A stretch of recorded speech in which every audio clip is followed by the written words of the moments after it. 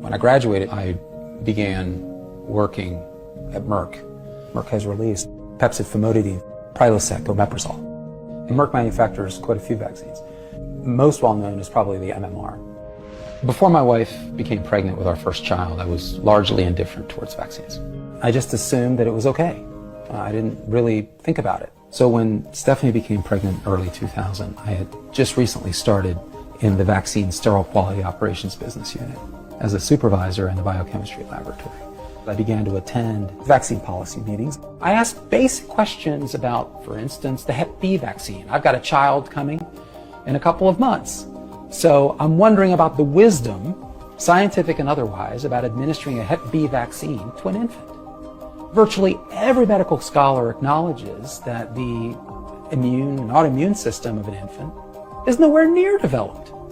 And so this is a medical intervention to boost an immune system about which we know very little. My questions are very specific. How do we know vaccines are safe? What do we do to determine their safety? What have we done to determine the robustness of the methods that we're employing to determine safety and efficacy? These are basic questions. What I began to find is that the type of studies were kind of shabby.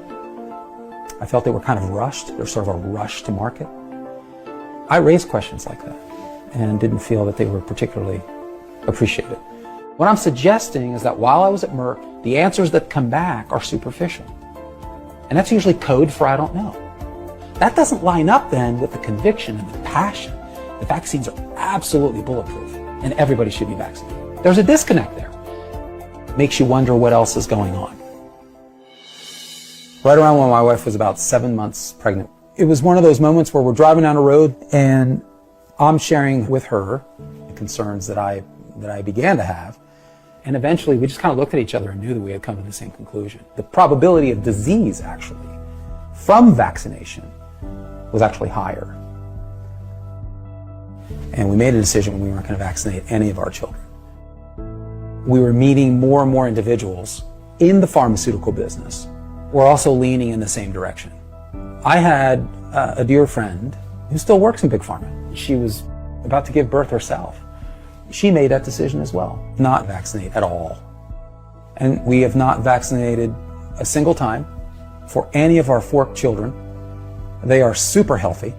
And it's, 18 years after the fact and never look back.